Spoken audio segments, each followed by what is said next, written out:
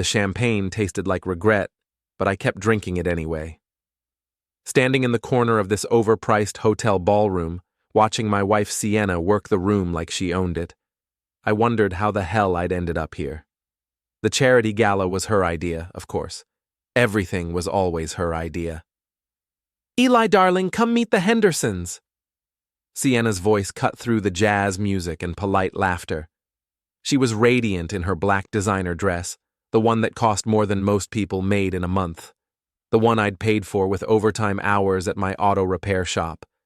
I walked over, forcing a smile. The Hendersons were typical Sienna friends.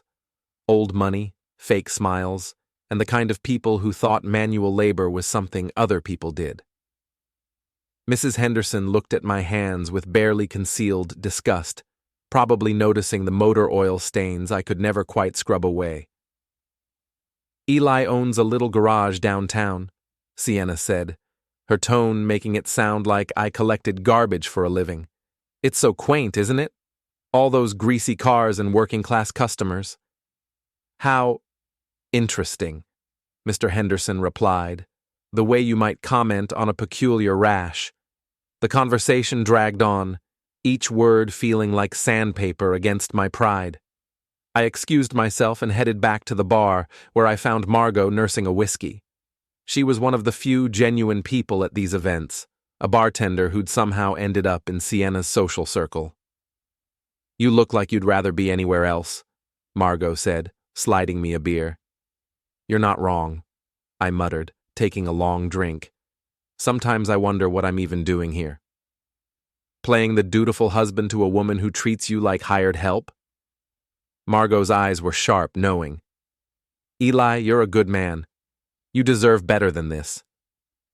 Before I could respond, Sienna's voice rose above the crowd. She was standing near the center of the room, surrounded by her usual admirers, including Brent Calloway, her law firm partner. Brent was everything I wasn't: smooth, wealthy, entitled, and completely at home in this world of pretense and posturing. "Oh, you know how it is with marriage," Sienna was saying, her voice carrying that particular tone she used when she thought she was being clever. "Sometimes you just realize you've made a terrible mistake. I mean, honestly, I need a new marriage. This one's trash." The group around her laughed, that polite, vicious laughter of people who enjoyed watching others get torn down. I felt every eye in the room turn toward me, waiting for my reaction. The humiliation burned in my chest like acid. I walked over slowly, my beer still in hand, and looked directly at Sienna. Her green eyes were bright with malicious amusement, probably expecting me to stammer some weak defense or slink away in embarrassment. Instead, I reached into my jacket pocket and pulled out a manila envelope. "Glad we finally agree," I said, my voice calm and clear. I handed her the envelope. "Divorce papers, already signed on my end." The laughter died instantly. The entire room went silent, except for the jazz quartet, who kept playing obliviously in the corner. Sienna's face went white, then red, then white again. She opened the envelope with shaking hands, scanning the legal documents inside. You're serious?" she whispered. "Dead serious," I replied. "I've had them drawn up for weeks. Just been waiting for the right moment. Thanks for providing it." Brent stepped forward, his face flushed with anger. "Now wait just a minute." "This doesn't concern you, Brent," I said, not taking my eyes off Sienna, "though I'm sure you'll be very concerned with it soon enough." I turned to address the crowd, all of whom were staring at us like we were the evening's entertainment. "Ladies and gentlemen, I apologize for interrupting your lovely evening. Please, don't let our little domestic drama spoil your fun. After all, as my wife just explained, some marriages are just trash, and trash belongs on the curb." I finished my beer, set the empty bottle on a nearby table, and walked toward the exit. Behind me, I could hear the whispers starting, the excited murmur of people who'd just witnessed something they'd be talking about for months. "Eli, wait!" Sienna called after me, but I didn't turn around. I walked out into the cool night air, feeling lighter than I had in years. My phone was already buzzing with texts and calls, but I ignored them all. I had work to do. The next morning, I woke up in my apartment above the garage. I'd moved out of the house 3 weeks ago, quietly, while Sienna was at work. She probably hadn't even noticed yet. She spent so little time at home, always claiming to be working late or meeting clients. My phone had 17 missed calls from Sienna and 43 text messages. I deleted them all without reading them and headed downstairs to open the shop. Vic Martinez, my best mechanic and one of the few people I trusted completely, was already there, working on a transmission rebuild. He looked up when I came in, grinning. "Boss, you're all over social media this morning. Someone filmed that whole thing at the party last night." He pulled out his phone and showed me a video that already had thousands of views. "You're like a folk hero or something. Local man serves divorce papers at charity gala." The comments are brutal. For her, not you. I watched the video, seeing myself from an outside perspective. I looked calmer than I'd felt, more in control. Sienna looked exactly like what she was, a woman caught completely off guard by her own cruelty coming back to bite her. "Good," I said. "She wanted to humiliate me in public. Fair's fair." "So what's next?" Vic asked. "You gonna take her to the cleaners in court?" "Oh, Vic," I said, pulling on my work coveralls. "I'm just getting started." The truth was, I'd been preparing for this moment for months. It started when I found the burner phone in Sienna's gym bag 6 months ago. She'd been sloppy, leaving it in the zippered pocket with the battery dead. When I charged it up and saw the messages, my world tilted sideways. Dozens of explicit texts with Brent Calloway. Photos I never wanted to see. But that wasn't all. There were messages with at least 3 other men, including Tom Wheeler, who I'd considered one of my closest friends. The betrayal cut deeper than the adultery itself. I'd photographed everything, saved it all to a secure drive, then put the phone back exactly where I'd found it. Since then, I'd been documenting everything. Late nights, unexplained expenses, lies about where she'd been and who she'd been with. The best part? I hadn't needed to hack anything or break any laws. Sienna was arrogant enough to think I was too stupid to catch on, too weak to do anything about it if I did. She'd left a trail of evidence that a blind man could follow. Around noon, Mrs. Firth shuffled into the garage. She was 83 years old, lived 2 blocks away, and had been bringing her ancient Buick to me for tune-ups for the past 5 years. She was also the most observant person I'd ever met. "Eli, dear, I saw the news about you and that awful wife of yours," she said, patting my arm with her wrinkled hand. "Good for you. I never liked her." "Thanks, Mrs. Firth. What can I do for you today?" "Well, it's not about my car this time. It's about that information you asked me to keep track of." She pulled a small notebook from her purse, the kind with a flower pattern on the cover that old ladies always seem to have. "You said you wanted to know about visitors to your house on Maple Street." I'd asked Mrs. Firth to keep an eye on the house months ago, telling her I was worried about break-ins in the neighborhood. It wasn't entirely a lie. I was worried about someone breaking into my life and stealing everything that mattered. "That lawyer fellow, Brent Calloway, he's been coming by regular as clockwork," she continued, flipping through her notes. "Tuesdays and Thursdays, usually around 2 in the afternoon. Stays about an hour. Never parks in your driveway, always down the block. Sneaky, if you ask me." "Anyone else?" "Oh, yes. That Wheeler boy, you know, Tom Wheeler. He's been by several times, always when your wife's car is there but yours isn't. And there was another man, didn't recognize him. Fancy car, though, one of those foreign sports cars." I thanked Mrs. Firth and gave her a free oil change for her trouble. The picture was becoming clearer, and it was uglier than I'd imagined. Sienna hadn't just been cheating, she'd been running a regular rotation of men through our house, probably laughing about how oblivious her stupid mechanic husband was. That evening, I drove to Flanagan's, a dive bar near the marina where I knew Margot worked part-time. The place was exactly what you'd expect. Dim lighting, sticky floors, and the kind of clientele that minded their own business. Perfect for the conversation I needed to have. Margot was behind the bar, polishing glasses with practiced efficiency. She looked up when I walked in, her expression sympathetic. "Rough day, I imagine," she said, pouring me a beer without being asked. "Actually, it's been pretty good," I replied. "Enlightening, you might say." "I saw the video. Half the city's seen it by now. Sienna's not handling the attention well, from what I hear." "What do you hear?" Margot glanced around the bar, making sure no one was listening, then leaned closer. "I hear she's been calling in favors all day, trying to control the narrative, claiming you're abusive, that you threatened her, that the whole thing was some kind of setup. And nobody's buying it. See, Eli, the thing about Sienna is that she's made a lot of enemies over the years, people who've been waiting for her to fall. She thinks everyone loves her, but really, they just tolerate her because she's useful." Margot pulled out her own phone and showed me a series of social media posts. "Look at this. Jessica Chen from the country club posted about how Sienna tried to steal her husband last year. Margaret Thompson shared a story about Sienna screwing her over on some legal case. It's like the floodgates opened." I scrolled through the posts, amazed at the venom being directed at my soon-to-be ex-wife. Years of accumulated resentment were pouring out, and all it had taken was one moment of public humiliation to break the dam. "There's something else," Margot said quietly.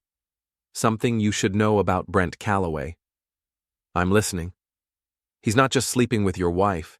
He's been bragging about it, telling people at the yacht club that he's upgrading her lifestyle and that you're too stupid to notice. Real classy guy." The anger that had been simmering in my chest all day finally boiled over. I gripped my beer bottle so tightly my knuckles went white. "Easy there," Margot said. "Don't do anything stupid. Guys like Brent Calloway always get what's coming to them eventually." "Maybe," I said. "Or maybe they need a little help." I finished my beer and left a generous tip. Outside, the night air was cool and salty from the nearby harbor. I walked to the marina, where dozens of expensive boats bobbed in their slips like floating symbols of wealth and privilege. It didn't take long to find Brent's yacht. "Second Chance" was painted in gold letters on the stern, which struck me as ironic. The boat was a 50-foot monster, all gleaming white fiberglass and polished chrome, probably worth more than my garage and everything in it. I stood on the dock for a long time, studying the boat, thinking about Brent Calloway's smug face and his casual cruelty.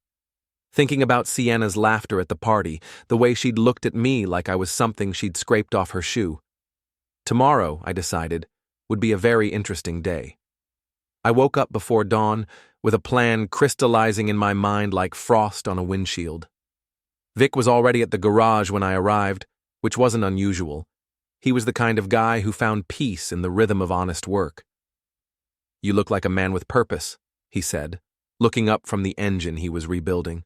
"I need a favor, Vic. A big one." "Name it, boss." "After all the times you've had my back, I figure I owe you a few." I told him what I had in mind. His grin got wider with every detail. "You know what, Eli? I've been waiting my whole life for a boss who'd ask me to do something like this. When do we start?" "Tonight. But first, I need to make a few stops." My first stop was the law office where Sienna worked. Calloway, Patterson, and Associates occupied the top 3 floors of the newest building downtown, all glass and steel and intimidation. I'd only been there a few times, usually for office parties where I felt as out of place as a wrench in a jewelry box. I didn't go inside. Instead, I sat in my truck across the street and watched. At exactly 11:47 a.m., Sienna and Brent emerged together, walking close enough that their shoulders touched. They got into Brent's silver BMW and drove away, probably heading to some expensive restaurant where they could plot their next moves. I followed at a distance, my old Ford pickup invisible among the downtown traffic. They went to Chez Laurent, a French place that charged $30 for a piece of fish the size of a business card. I parked where I could see the entrance and settled in to wait. They emerged an hour later, and this time they weren't being subtle about their relationship. Brent's hand was on the small of Sienna's back, and she was laughing at something he'd said, tilting her head back in that way she used to do with me, back when she still pretended to find me interesting.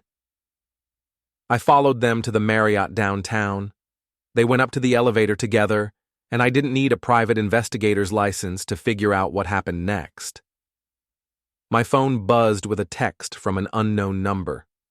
When I opened it, I saw a photo of Sienna and Brent in the hotel lobby, his arm around her waist, her hand on his chest. The message read, "Thought you might want to see this. A friend." I stared at the photo for a long moment, then forwarded it to my lawyer with a note. For the file. That evening, Vic and I drove to the marina in his beat-up van. The security at the marina was a joke. One sleepy guard in a booth who spent most of his time watching YouTube videos on his phone. We parked at the far end of the lot and walked casually toward the docks. Second Chance sat in its slip like a monument to arrogance. Up close, it was even more impressive and obnoxious than I'd remembered. The kind of boat that screamed, "I have more money than taste." "Nice boat," Vic whispered. "Shame if something happened to it." "Nothing permanent," I reminded him. "Just educational." We'd brought a toolbox with us, and to anyone watching, we looked like marine mechanics doing routine maintenance, which, in a way, we were. The first modification was simple but effective. We swapped a few key wires in the engine compartment, nothing that would cause permanent damage, but enough to ensure that the next time Brent tried to take his floating palace out for a spin, he'd find himself dead in the water about a quarter mile from shore. The second modification was more creative.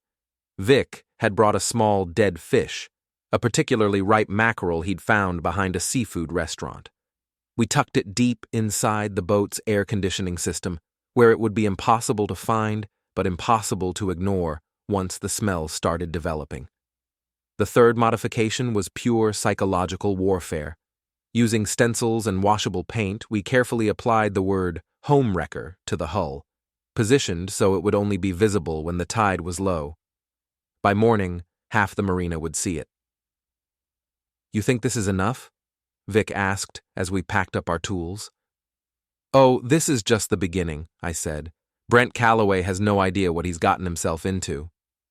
We were walking back to the van when my phone rang. The caller ID said Sienna, but I let it go to voicemail. Then it rang again. And again. Finally, I answered. "What do you want, Sienna?" "Eli, we need to talk. This whole thing has gotten out of hand." "Has it? I thought you were enjoying the attention. Isn't that what you wanted when you decided to humiliate me in front of half the city?" "I never meant— Look, can we just meet somewhere? Please?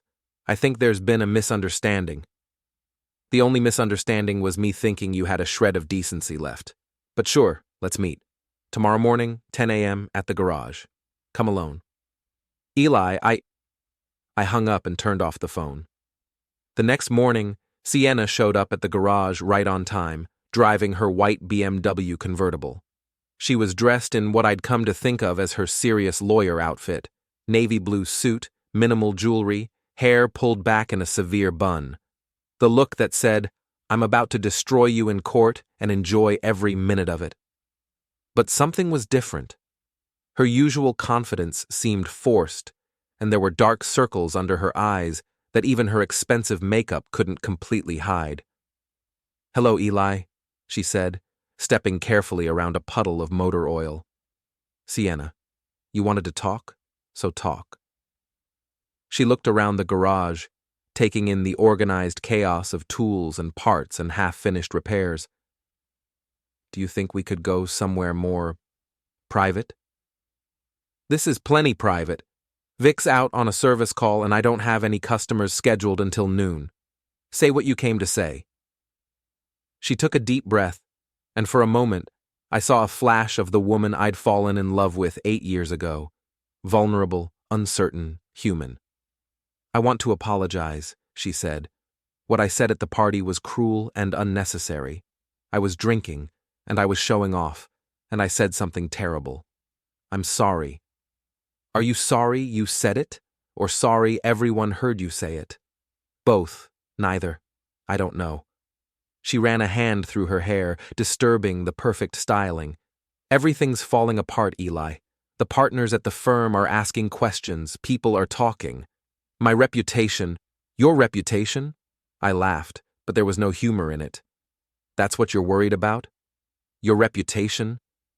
"It's my career, Eli. It's everything I've worked for." "And what about our marriage? Was that everything you worked for, too?" She looked away, unable to meet my eyes. "The marriage was already over. We both know that."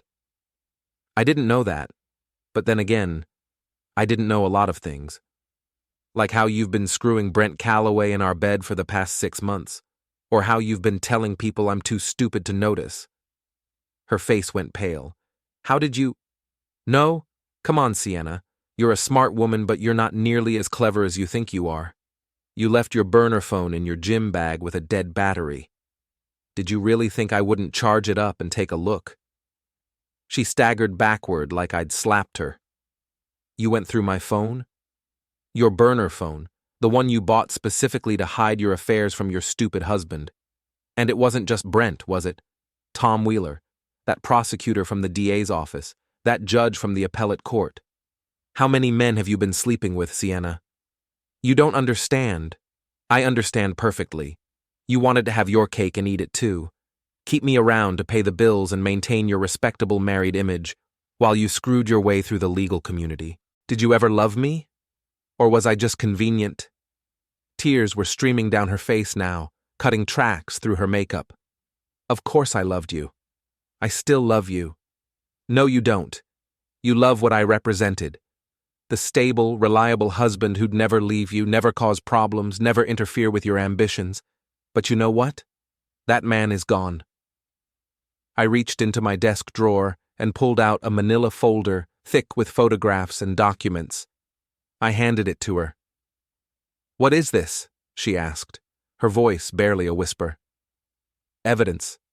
Photos, text messages, credit card receipts, hotel records, everything I need to prove adultery in court, everything I need to make sure you don't get a penny in alimony." She opened the folder with shaking hands, her face growing paler with each page.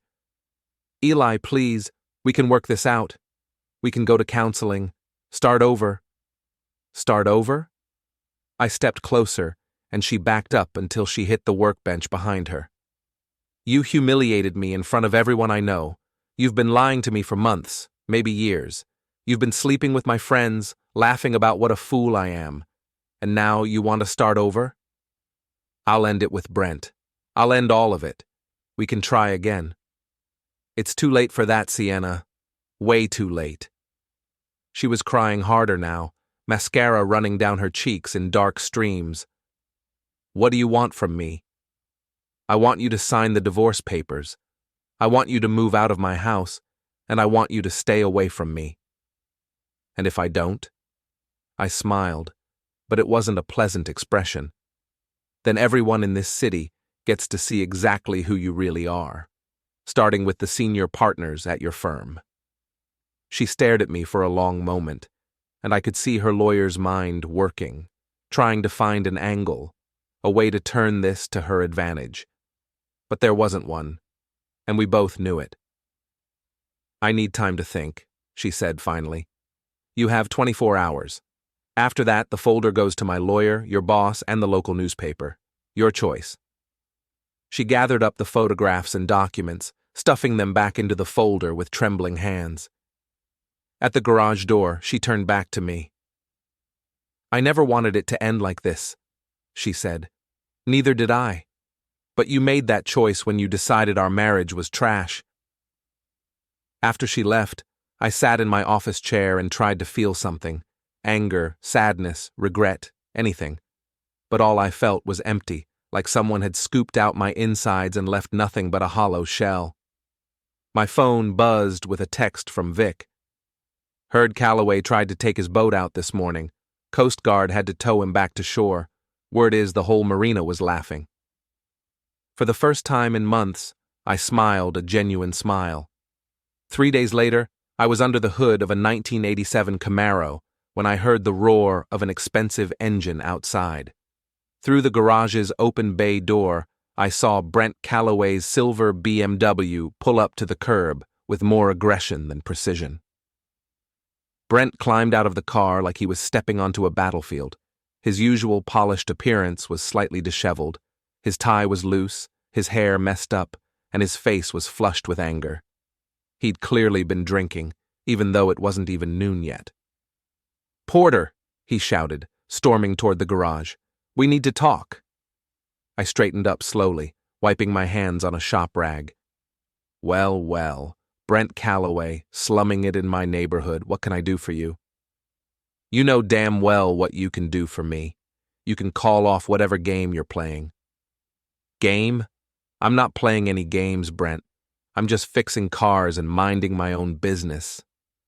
He stepped closer, close enough that I could smell the whiskey on his breath. Don't give me that innocent act. I know you sabotaged my boat. Your boat? I don't know anything about boats, Brent. I'm just a simple mechanic, remember? That's what you and my wife always said. Ex-wife, he corrected, his voice dripping with smugness. And she's better off without you. Is she? Because from what I hear, she's not having such a great week. Something about an internal investigation at your law firm? His face darkened. That's none of your business. You're right. Just like your relationship with Sienna was none of my business. But here we are. Brent looked around the garage, taking in the tools, the equipment, the organized chaos of a working man's world. His expression was one of barely concealed disgust, like he was touring a sewer plant. You think you're so clever, don't you? He said. The noble working man standing up to the corrupt lawyers? It's very dramatic. But you're out of your league here, Porter. Way out of your league. Am I? Because it seems to me like you're the one who's panicking.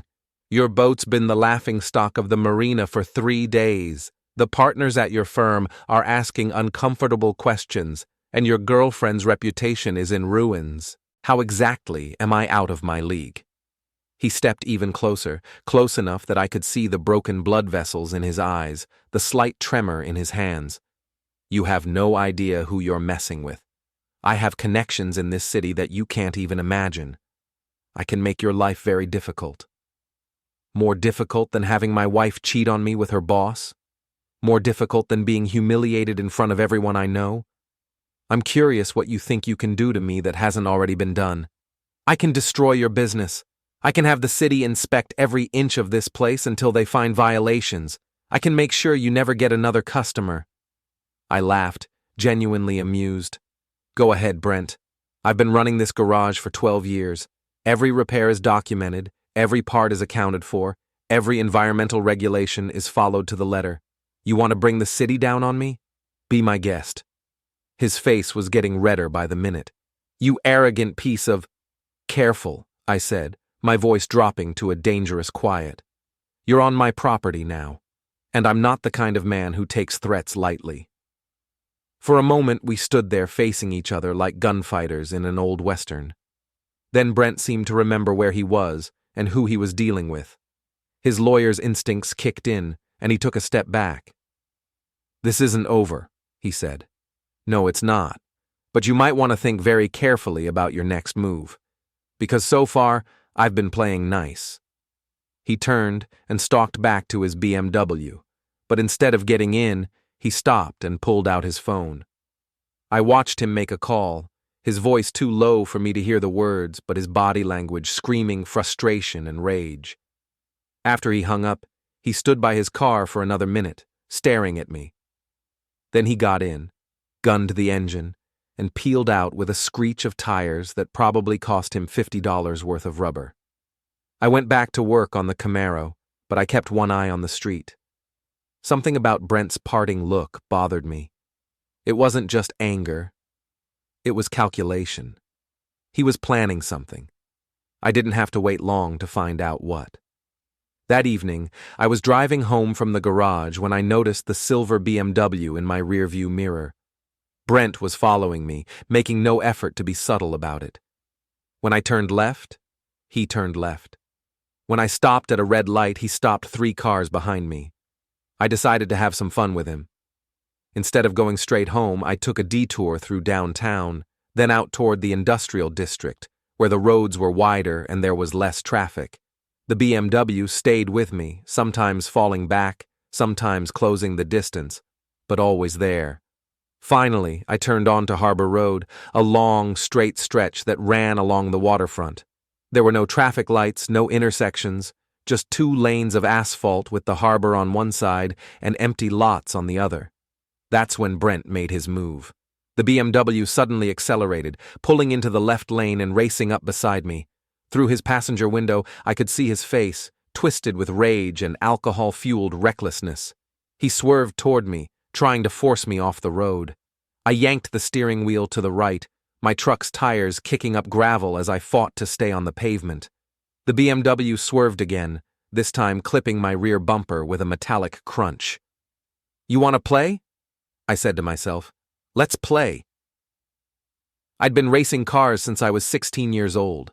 Nothing professional, just weekend drag races and the occasional street race when I was young and stupid, but muscle memory doesn't fade, and my old Ford pickup had more under the hood than its battered exterior suggested. I downshifted and floored the accelerator. The truck's engine roared, and I pulled ahead of the BMW. In my rearview mirror, I saw Brent's surprised face as I left him behind. But he wasn't giving up. The BMW was faster in a straight line, and he quickly caught up, pulling alongside me again. This time, he didn't try to ram me, he just kept pace, both of us doing 70 miles an hour on a road with a 45 mph speed limit. Up ahead, I saw what I was looking for, the entrance to the old shipyard, a maze of narrow roads and dead ends that had been abandoned when the shipping industry moved to deeper ports. I knew those roads like the back of my hand, having spent countless hours there as a teenager. I waited until the last possible second, then yanked the wheel hard to the right, my truck sliding sideways through the shipyard entrance. Behind me, I heard the squeal of brakes as Brent tried to follow, his BMW's luxury suspension not designed for the kind of abuse I was dishing out. The chase continued through the shipyard's winding roads, past rusted cranes and abandoned buildings. I led him deeper into the maze, taking turns I knew by heart, using every advantage my local knowledge gave me. Finally, I turned onto Pier 7, a dead-end road that terminated at an old loading dock. I drove to the end and stopped, then got out of my truck and waited. 30 seconds later, the BMW came screaming around the corner, Brent probably expecting to have me trapped. Instead, he found Vic's tow truck blocking the road behind him and me standing calmly by the water's edge. Brent slammed on his brakes, his BMW sliding to a stop just 20 feet away from me. He sat in his car for a moment, probably trying to figure out how he'd been outmaneuvered by a simple mechanic. Finally, he got out of the car. His expensive suit was wrinkled, his hair was a mess, and his hands were shaking. Whether from adrenaline or alcohol, I couldn't tell. "You think you're clever?" he shouted, his voice echoing off the empty buildings around us. "Cleverer than you, apparently," I replied. "What was the plan here, Brent? Run me off the road? Beat me up? Kill me in a convenient accident? You're paranoid. Am I? You followed me, tried to ram me off the road, and chased me through half the city? That doesn't sound like the behavior of an innocent man." Vic climbed down from his tow truck, a tire iron in his hand. "Everything okay here, boss?" "Just fine, Vic. Mr. Calloway was just leaving." Brent looked at Vic, then at me, then at the dead-end road behind him. The reality of his situation was finally sinking in. "This is kidnapping," he said, but his voice lacked conviction. "No, this is a conversation. You wanted to talk, so let's talk. You threatened my business, followed me, and tried to run me off the road. In most states, that would be called assault with a deadly weapon. You can't prove anything. I pulled out my phone and showed him the screen. Dashcam footage. Everything from the moment you started following me to the moment you tried to ram my truck. High definition, time-stamped, and automatically uploaded to cloud storage. His face went white. You're bluffing. Am I?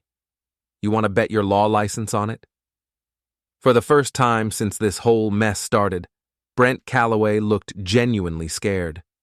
The arrogant, entitled lawyer was gone, replaced by a man who was starting to realize just how much trouble he was in. "What do you want?" he asked quietly. "I want you to stay away from me. I want you to stop threatening my business. And I want you to think very carefully about whether Sienna is worth destroying your career over. She loves me. Does she? Or does she love what you represent? The money, the status, the lifestyle? Because from where I'm standing, it looks like she's about to drag you down with her." I walked closer to him, close enough to see the fear in his eyes. "Here's the thing, Brent. I used to be angry at you. I used to want revenge, but now I just feel sorry for you, because you have no idea what you've gotten yourself into." "What's that supposed to mean?" "It means Sienna doesn't love you any more than she loved me. You're just the next meal ticket, the next stepping stone in her climb to whatever she thinks she wants. And when you're no longer useful to her, she'll discard you, just like she discarded me." I turned and walked back toward my truck. "Vic, move the tow truck. Mr. Calloway is leaving." "You sure, boss? I was just starting to have fun." "I'm sure. I think Mr. Calloway has learned what he needed to learn." As Vic moved his truck, I got back into my Ford and started the engine. Through his windshield, I could see Brent sitting in his BMW, staring at his steering wheel like it might provide answers to questions he didn't even know how to ask. I drove away, leaving him alone in the abandoned shipyard with his expensive car and his expensive problems. In my rearview mirror, I watched him sit there for another full minute before finally starting his engine and driving away. The call came at 3 a.m, jolting me out of a deep sleep. The caller ID showed Tom Wheeler's name, and for a moment, I considered letting it go to voicemail. Tom had been my friend for 15 years, my best man at my wedding, the guy I'd trusted with my deepest secrets, until I found out he'd been sleeping with my wife. But curiosity got the better of me. I answered on the 4th ring. "What do you want, Tom?" "Eli, thank God, we need to talk, all of us. This whole thing has gotten completely out of hand." "Has it? From where I'm sitting, things are going exactly as they should." "Look, I know you're angry." "Angry?" I sat up in bed, suddenly wide awake. "Tom, angry doesn't begin to cover what I am. You were my friend, my best friend, and you've been screwing my wife behind my back for God knows how long." There was silence on the other end of the line. When Tom finally spoke, his voice was small and ashamed. 6 months. It was only 6 months, and it didn't mean anything. It was just what? Just sex? Just betrayal? Just the complete destruction of everything I thought I knew about the people closest to me? "Eli, please. Let me explain." "Explain what? How you looked me in the eye every Sunday at poker night while you were sleeping with my wife? How you gave that speech at my birthday party about friendship and loyalty while you were planning your next rendezvous with Sienna? It wasn't like that? Then what was it like, Tom? Help me understand how my best friend could do something like this." Another long silence. "She came on to me. After that party at your house last spring, she was drunk and upset about something, and one thing led to another. And you just couldn't help yourself. I tried to stop it. I swear I tried. But she kept calling, kept showing up at my office, and I was going through that divorce with Karen, and I was lonely. So you decided to make me lonely too. I never wanted to hurt you, Eli. You have to believe that. But you did hurt me. You and Sienna and Brent and whoever else was involved in this little conspiracy. You all hurt me, and then you all sat back and watched me stumble around like an idiot, not knowing why my wife was so distant, why my marriage was falling apart. That's why I'm calling. We want to make this right. All of us. We're meeting tomorrow night at Flanagan's, 7 o'clock. Just to talk, to figure out how to fix this. I almost laughed. Fix this? Tom, there's no fixing this. What's done is done. Please, Eli, just give us a chance to explain, to apologize properly. You owe us that much. I owe you? The rage that had been simmering in my chest for months finally boiled over. I don't owe you anything, not anymore. Fine, but we're going to be there anyway. 7 o'clock at Flanagan's. If you want answers, if you want closure, that's where you'll get them. He hung up before I could respond. I lay in bed for the rest of the night, staring at the ceiling and thinking about friendship and betrayal and the strange ways that people justify their worst impulses. By the time dawn broke, I'd made my decision. I was going to that meeting, but not for the reasons they expected. The next evening, I arrived at Flanagan's 15 minutes early. The bar was nearly empty, just a few regulars nursing their drinks and watching a baseball game on the ancient television above the bar. Margot was working, and she gave me a knowing look when I walked in. "They're in the back room," she said, nodding toward a door marked private. "They?" "Your wife, her boyfriend, and that Wheeler character. They've been here for an hour, drinking and whispering like they're planning a bank robbery." I ordered a beer and sat at the bar, watching the baseball game and waiting. At exactly 7 o'clock, I walked to the back room and pushed open the door. Sienna, Brent, and Tom were sitting around a small table, empty glasses and crumpled napkins scattered in front of them. They looked up when I entered, and I could see the guilt and fear in their faces. "Eli," Sienna said, half rising from her chair, "thank you for coming." I didn't sit down. Instead, I stood by the door, my arms crossed, studying the three people who had collectively destroyed my life. "Well," I said, "you wanted to talk." "Talk." Tom cleared his throat. "Eli, we all want you to know how sorry we are. What happened between us, between all of us, it was wrong. We know that." "Do you?" "Because from where I'm standing, it looks like you're all pretty happy with how things turned out. Sienna got her divorce, Brent got his girlfriend, and you got your 6 months of excitement. Everybody wins, except for the stupid mechanic." Brent leaned forward, his lawyer's instincts kicking in. "Look, Porter, we're trying to be reasonable here. We're trying to make amends." "Are you? What exactly are you offering? Money? An apology? A promise to be more discreet next time?" "We're offering to leave you alone," Sienna said quietly. "To let you move on with your life without any more drama or complications." "How generous of you. And what do you want in return?"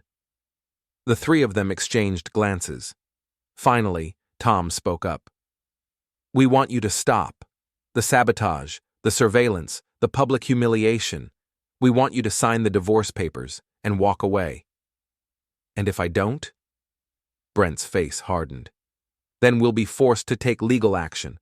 Harassment, stalking, destruction of property. We have enough evidence to put you away for a long time." I laughed, genuinely amused. "Evidence? What evidence?" "We know you sabotaged my boat," Brent said. "Prove it. We know you've been following us, taking pictures, gathering information. All perfectly legal. Amazing what you can learn just by keeping your eyes open." Sienna stood up, her face flushed with anger. "Damn it, Eli, why are you making this so difficult? We're trying to be civilized here." "Civilized?" I stepped closer to the table, and all three of them instinctively leaned back. "You want to talk about civilized? Let's talk about how civilized it was to cheat on your husband with multiple men. Let's talk about how civilized it was to betray your best friend. Let's talk about how civilized it was to humiliate me in front of everyone I know. We made mistakes," Tom started. "Mistakes?" I slammed my hand on the table, making the glasses jump. "You call this mistakes? This wasn't a mistake. This was a calculated campaign of betrayal and humiliation that went on for months, maybe years." "You're right," Sienna said, tears starting to flow down her cheeks. You're absolutely right. We're terrible people, and we did terrible things, and we deserve whatever happens to us. But please, Eli, please, just let us try to make it right. How? How do you make something like this right? We'll do whatever you want, she said desperately. We'll pay you, we'll leave town, You'll what? You'll give me my marriage back? You'll give me back the 15 years I wasted believing in friendship and loyalty and love? You'll give me back the ability to trust people? The room fell silent. Outside, I could hear the muffled sounds of the bar. Laughter, conversation, the clink of glasses. Normal people living normal lives, not sitting in a back room trying to negotiate the terms of their own destruction.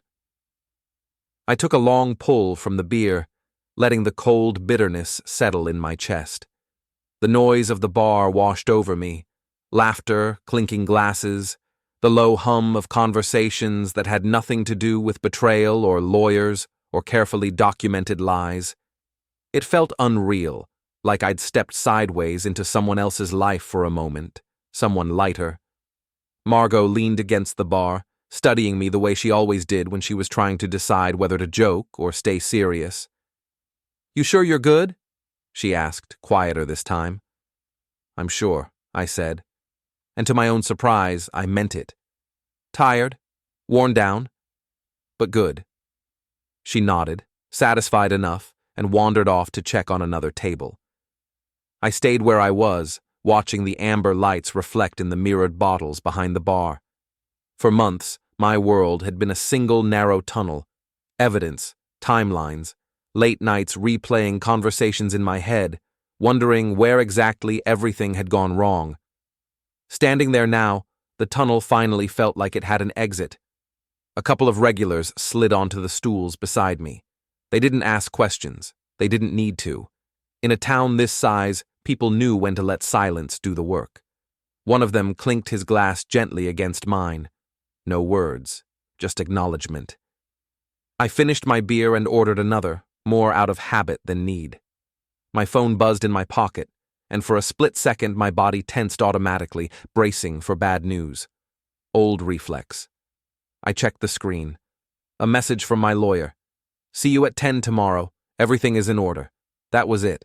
No drama, no hidden hooks, just confirmation. I locked the phone and slipped it back into my pocket, feeling something loosen in my chest that I hadn't realized was still tight. Across the room, someone put a song on the jukebox, something slow and familiar. I couldn't remember the last time music hadn't felt like background noise to my own thoughts. Tonight, it actually sounded like music again. I thought about the house, the quiet mornings, the empty spaces that used to scare me when I imagined them. Funny how emptiness can feel different once you realize it's peaceful instead of lonely. I'd repaint the bedroom, maybe finally fix the back porch. Little things, normal things, the kind of plans that don't revolve around damage control. From the hallway leading to the back rooms, there was a brief flash of movement, someone stepping out, then retreating. I didn't look closely. I didn't need to. Whatever was happening back there was no longer my responsibility. That realization felt like a clean cut, precise and final. Margot returned and set down a bowl of pretzels in front of me. "On the house," she said. "Figured you earned it." "Careful," I replied. "You keep being this nice, people will talk." She smirked. "Let them. This town survives on talking." I laughed, a real laugh this time, and shook my head. She was right. People would talk. They always did. But for once, the story wasn't something I needed to fight or spin or correct. It existed on its own now, separate from me. I paid my tab and stood, feeling the pleasant heaviness in my limbs that comes from a long day finally ending. As I headed for the door, I paused, taking one last look around the bar, the place where things had quietly shifted without fireworks or speeches, just a simple understanding that the worst was behind me. Outside, the night air was cool and sharp. I took a deep breath and let it fill my lungs. Tomorrow would be paperwork and signatures and finality. Tonight was mine. I walked to my car without looking back, already thinking about the morning light through my kitchen windows, the coffee I'd make, the silence I'd finally get to enjoy. The past had said everything it needed to say. From here on out, the rest of the story was up to me. 2 weeks later, I was working late at the garage when Vic burst through the door, his face flushed with excitement. "Boss, you need to see this," he said, shoving his phone in my face. "It's all over social media." The video was shaky, obviously shot on someone's phone, but the audio was crystal clear. It showed Sienna, Brent, and Tom huddled around a table in what looked like a hotel bar, their voices low but audible. "We need to make him look unstable," Sienna was saying. "Dangerous, like he's been threatening us." "I can get a restraining order," Brent added. "Claim he's been stalking us, harassing us. Make it look like he's the problem." "What about the evidence he has?" Tom asked nervously. "What evidence?" Brent laughed. "Photos of us together? So what? We're all adults. Text messages? We'll claim they're fake.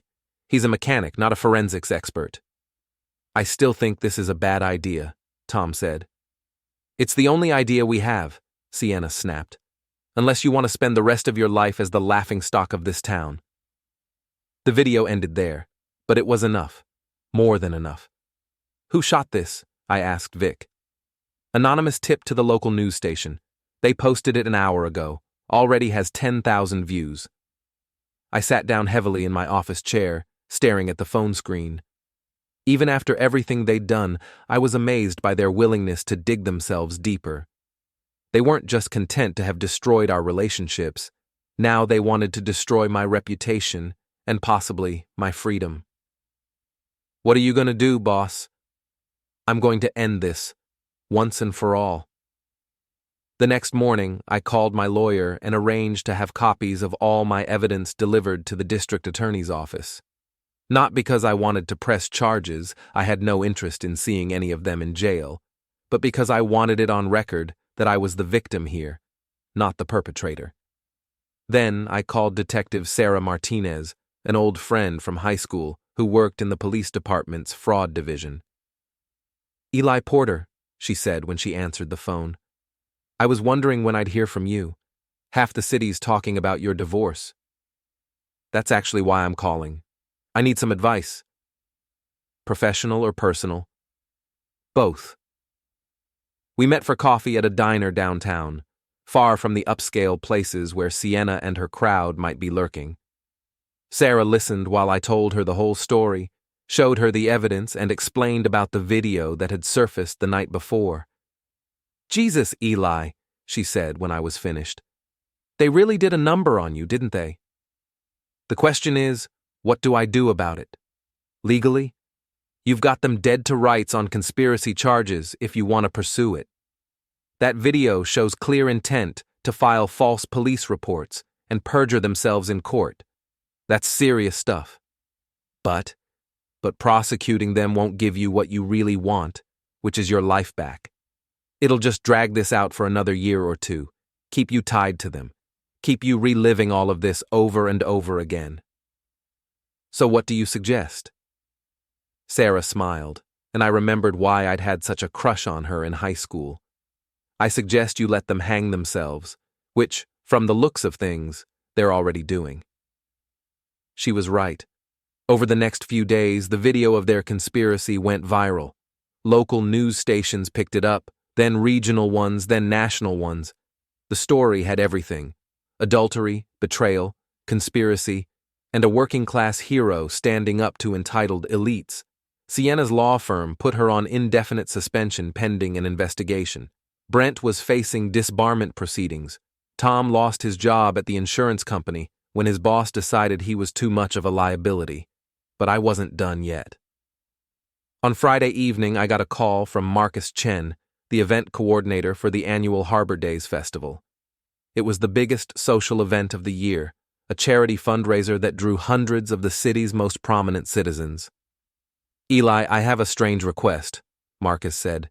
"We've had a last-minute cancellation for tomorrow night's keynote speaker. Food poisoning. I know it's short notice, but would you consider filling in? Me? Marcus, I'm a mechanic. I don't give speeches to fancy crowds. That's exactly why we want you. After everything that's happened, you've become something of a folk hero around here. People want to hear your story. I thought about it for exactly 3 seconds. What time do I need to be there?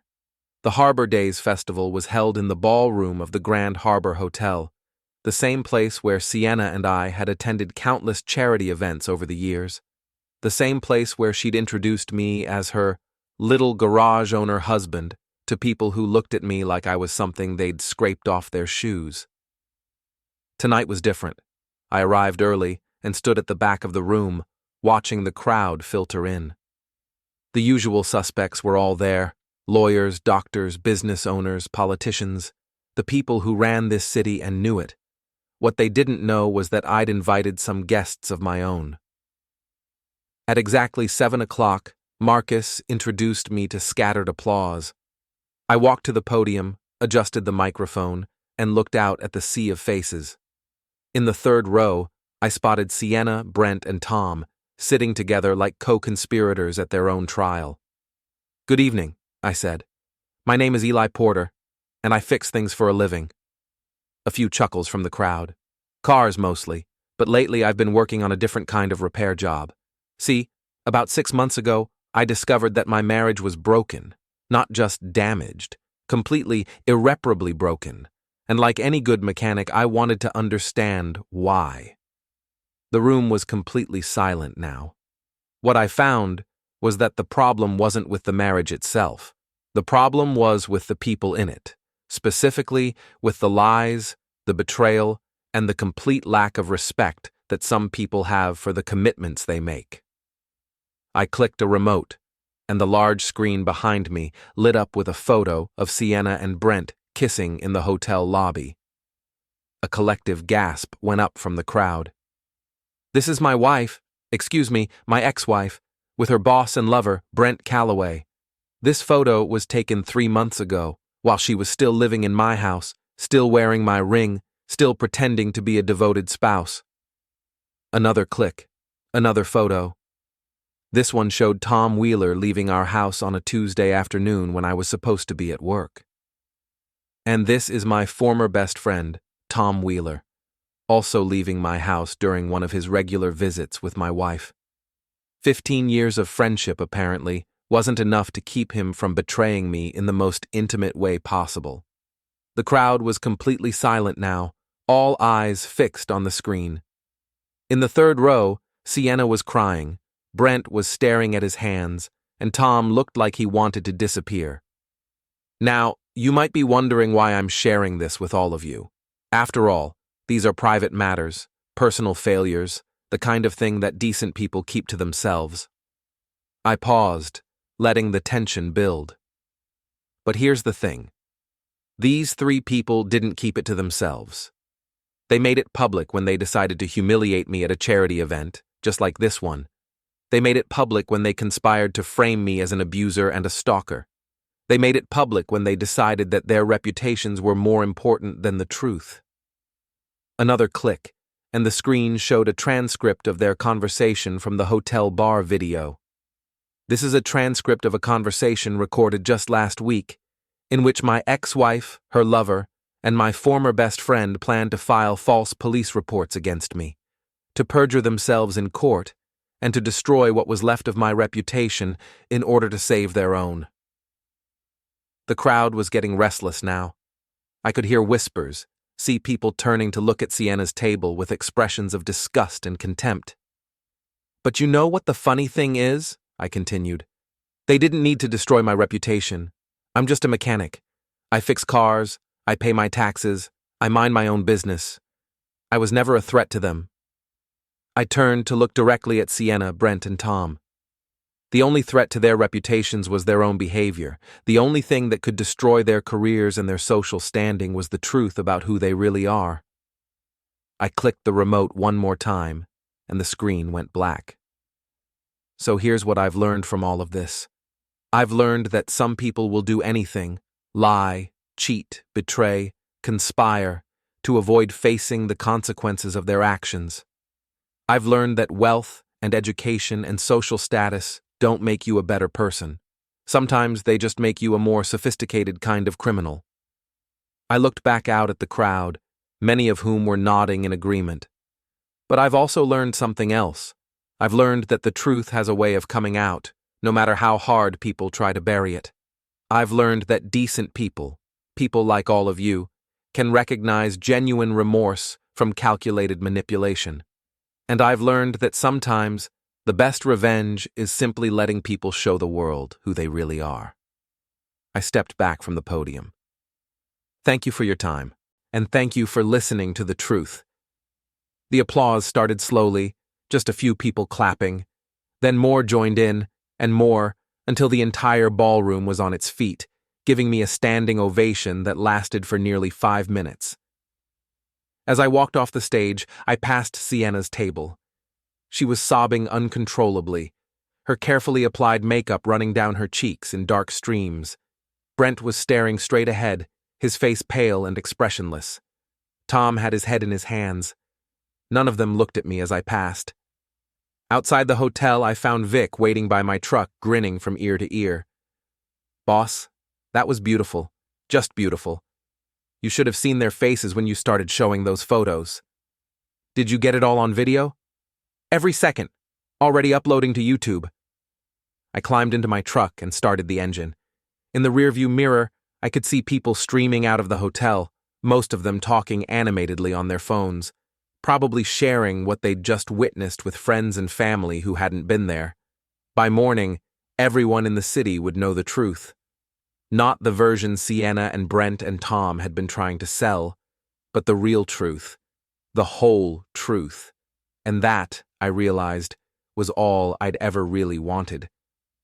I drove home through the quiet streets, past the marina where Brent's boat still sat in its slip with homewrecker painted on the hull, past the law office where Sienna would probably never work again, past the bar where Tom used to meet his insurance clients before word got out about his character.